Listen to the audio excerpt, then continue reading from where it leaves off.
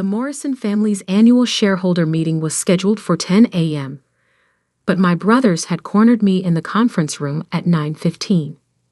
Classic Marcus and John, always thinking they could intimidate me when no one else was around.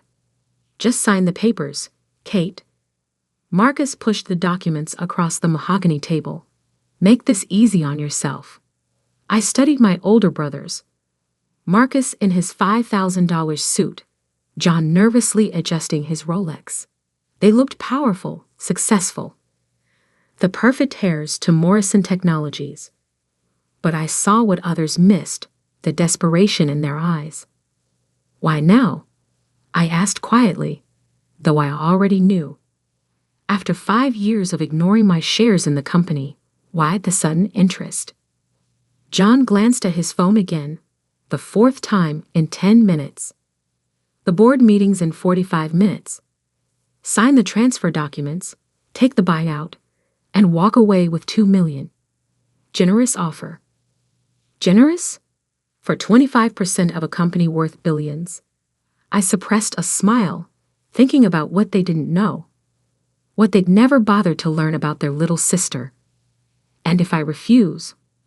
I kept my voice neutral, years of practice hiding my thoughts. Marcus leaned forward, his facade of brotherly concern slipping. Then we'll make sure everyone knows about your problems. The board won't want a mentally unstable shareholder, will they? Ah, there it was. The threat they'd been building to. 5 years ago, they'd used my breakdown after Dad's death to push me out of operations. For my own good, they claimed. The perfect excuse to sideline the sister they'd always underestimated. My problems, I repeated softly. You mean the 6 months I took off to grieve our father? While you two were fighting over his office before his body was cold. That's not, John started, but his phone buzzed again. This time, his face paled slightly as he read the message. I knew what it said. I'd orchestrated every message he'd received this morning. Something wrong? I asked innocently. You seem nervous, John. Sign the papers, Marcus snapped, patience wearing thin, or we'll destroy you. Every mental health record, every therapist visit, every medication. By the time we're done, you won't be able to manage a coffee shop, let alone hold shares in a tech company. I checked my watch. 9:20 a.m. Right on schedule. Interesting threat, I noted, especially considering what's happening right now at Quantum Solutions. Both brothers stiffened. Quantum Solutions was our biggest client. $1.2 billion in annual contracts. The cornerstone of Morrison Technologies' success. What are you talking about? Marcus demanded. My phone rang. I'd programmed this call weeks ago, timing it perfectly. Excuse me, I said politely. I should take this. I hit the speaker button. Hello, Ms. Morrison. A familiar voice filled the room. This is Richard Chen, CEO of Quantum Solutions. I'm calling to confirm our new exclusive partnership agreement. Marcus lunged forward. What partnership? Ah, are your brothers there? Richard sounded amused. Perfect timing. I was just telling our board how we'll be transitioning all our contracts to Kate's new division. After all, she's been handling our real development work for the past 2 years. The color drained from my brothers' faces. What?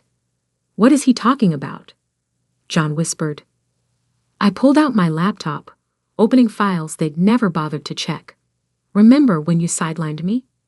Suggested I focus on small projects while you handled the real business.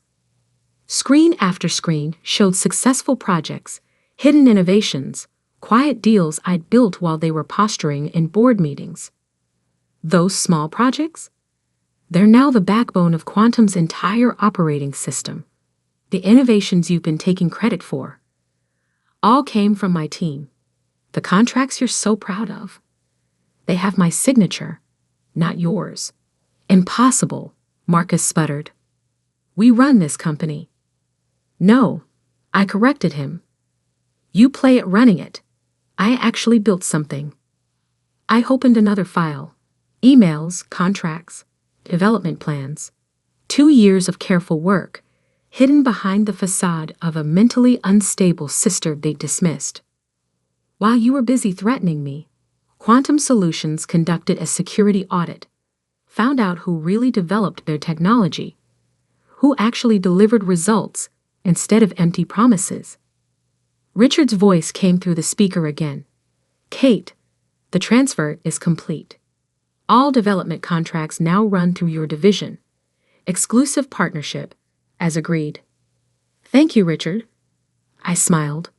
I'll see you at the board meeting. As I ended the call, Marcus grabbed the buyout papers, hands shaking. You can't do this. We control the board.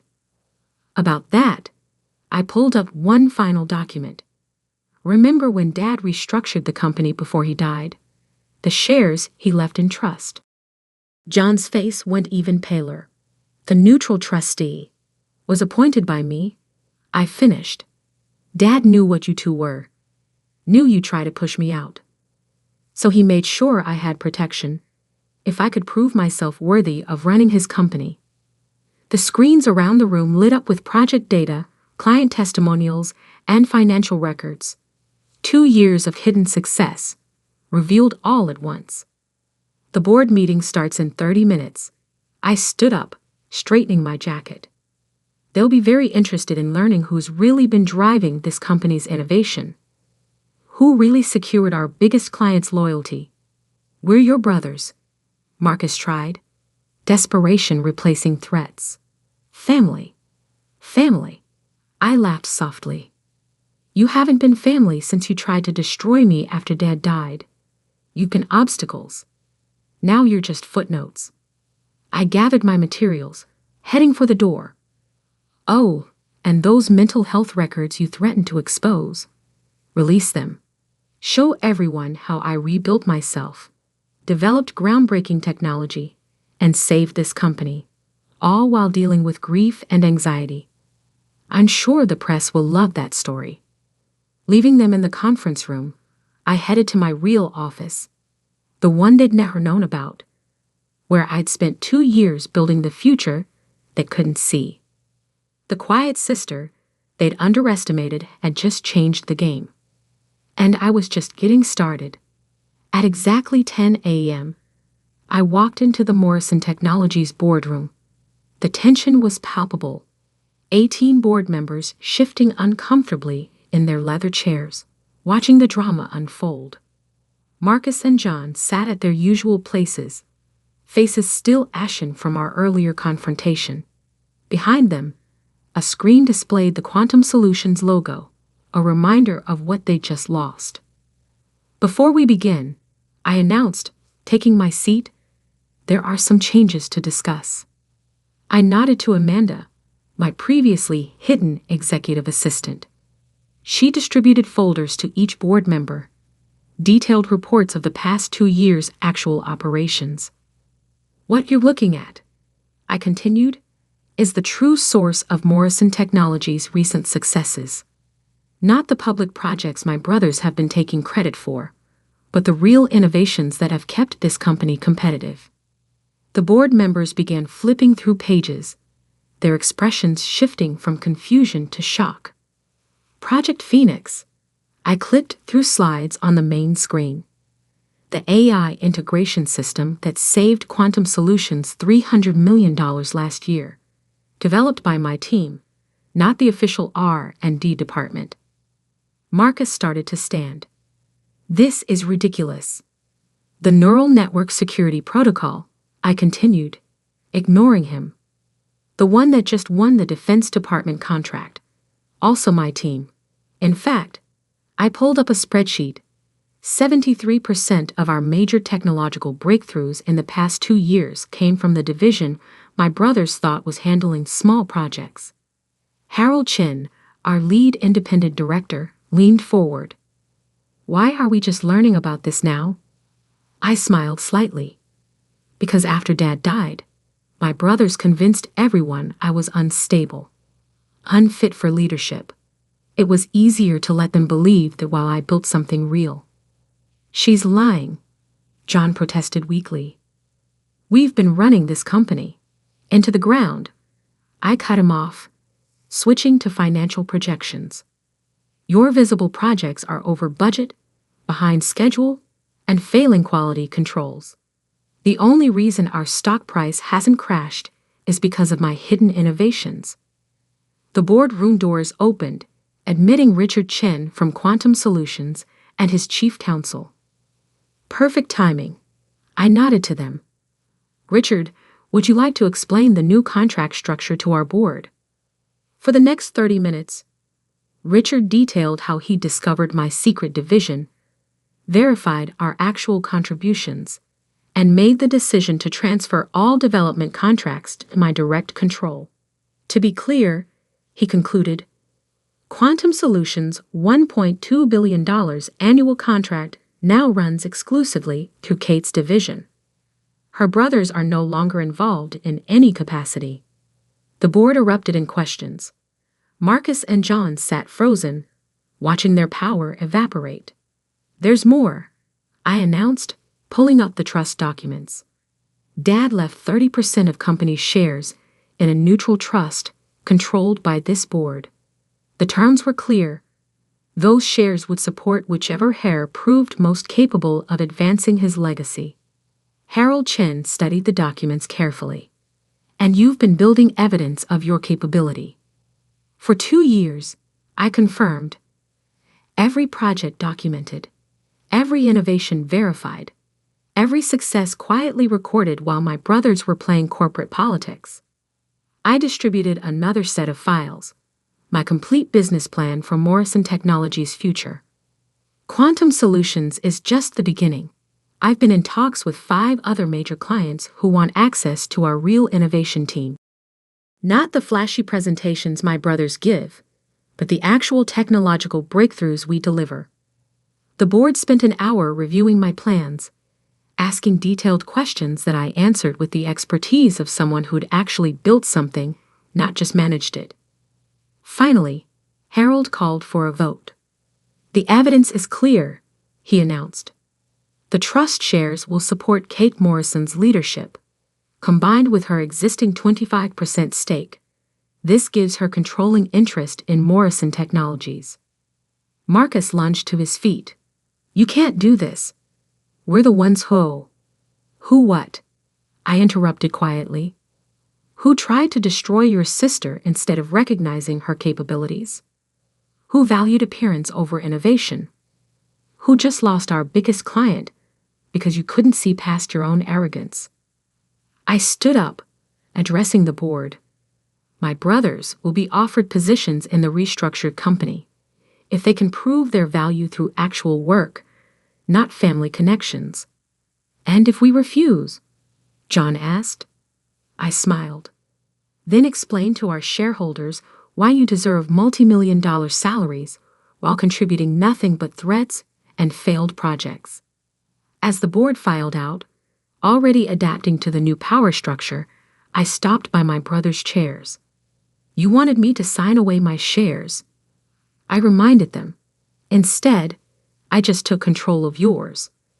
Funny how things work out. In my office later that day, I reviewed the messages flooding in. Employees finally revealing other innovations they'd hidden from my brothers. Clients requesting meetings about exclusive partnerships. Journalists seeking interviews about the company's shocking leadership change. But one message meant more than the others, from Dad's old assistant. He knew, Before he died, he told me to watch out for his quiet daughter. Said she had his real genius, not just his name. I smiled, remembering Dad's last words to me. Let them underestimate you, Katie. True power doesn't need to shout. It builds, creates, transforms. Show them what real leadership looks like. The next morning, I arrived early to find my brothers waiting in my office. What do you want? I asked, setting down my laptop. Marcus looked different. Humbled. Maybe. The position you offered. We'd like to discuss it.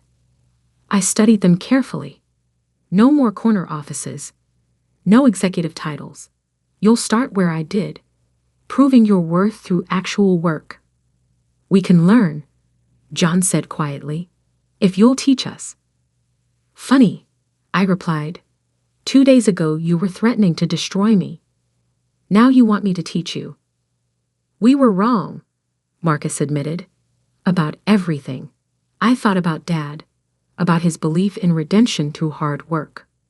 Monday morning, 8 a.m. sharp.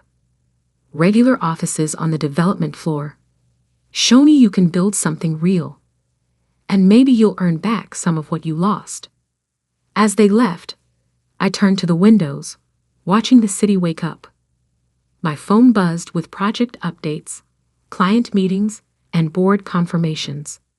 The quiet sister had become the powerful CEO. The hidden genius had emerged. And the real innovation was just beginning. 6 months after taking control of Morrison Technologies, I stood in my father's old office, now mine, preparing for another board meeting. But this one was different.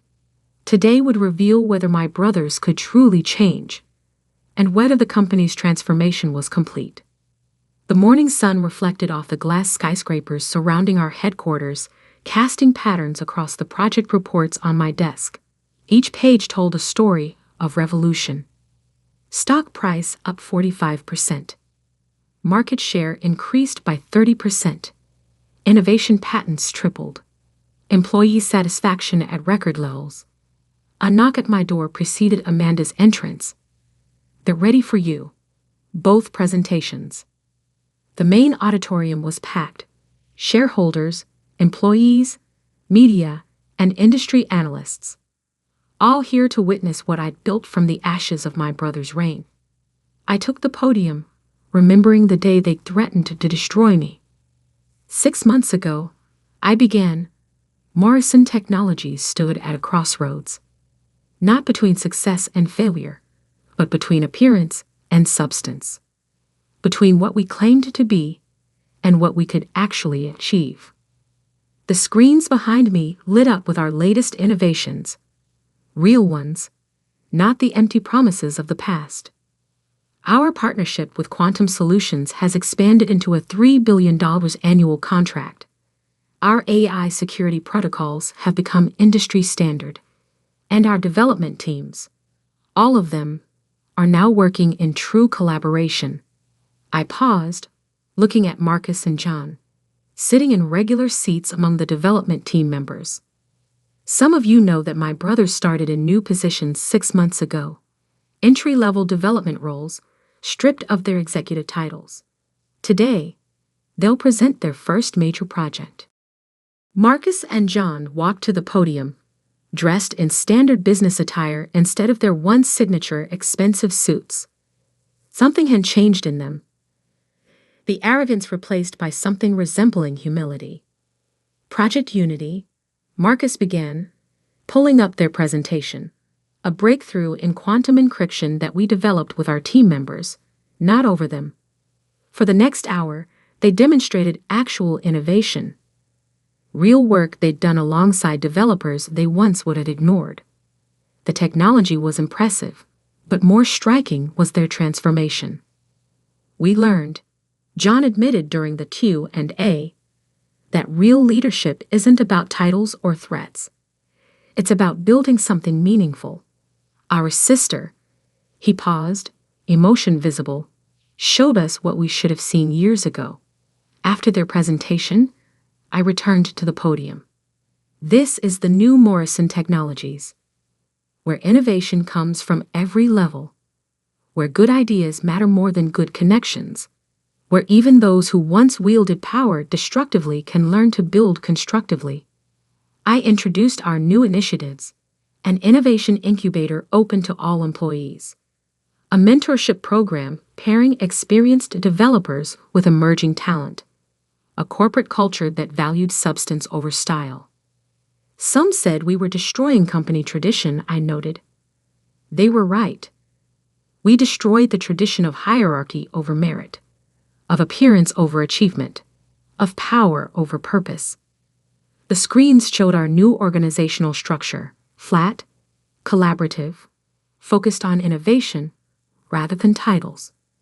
Real power, I continued, isn't in making others feel small. It's in helping them become great. Real leadership isn't about control, it's about creation. As I concluded, the applause was genuine.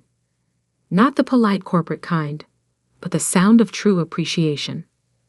Later in my office, Marcus and John asked to speak with me privately. "We found these in Dad's old storage unit," Marcus said, placing a box on my desk. "You should see them." Inside were Dad's personal journals, including entries from his final months. His last entry struck me deeply. "Katie, my quiet warrior. They never saw your strength because they were looking for their own kind of power. But you have something better. The power to build, to transform, to lead through creation rather than domination. I'm leaving you the tools to prove yourself, but you'll have to fight your own battles. Show them what real leadership looks like. And maybe, just maybe, show your brothers too." I looked up at Marcus and John. "He hoped you'd learn." "We're trying," John said quietly. "The past 6 months, actually working with the teams, creating something real, it's changed us." "Keep proving it," I replied. "Not to me, to yourselves." That evening, as the office quieted, I stood at my window watching the city lights emerge. My phone buzzed constantly. Project updates, partnership requests, media inquiries about our revolutionary corporate structure. But one message made me pause. From a junior developer on Marcus's team. "Your brother actually listened to my idea today. Said it was brilliant. Said you taught him that good ideas can come from anywhere. Thank you for changing not just the company, but the people in it." I smiled, thinking of all the battles ahead, the innovations yet to build, the transformations still to come. My father had built the foundation. My brothers had nearly destroyed it. I had transformed it. And somewhere in the company, another quiet innovator was preparing to write the next chapter. Because that's how real change happens. Not through threats or dominance, but through the quiet power of creation. Through the strength to build rather than break. Through the courage to transform not just systems, but people. The underestimated sister had rebuilt an empire. The threatened leader had become a teacher. And the real innovation was just beginning.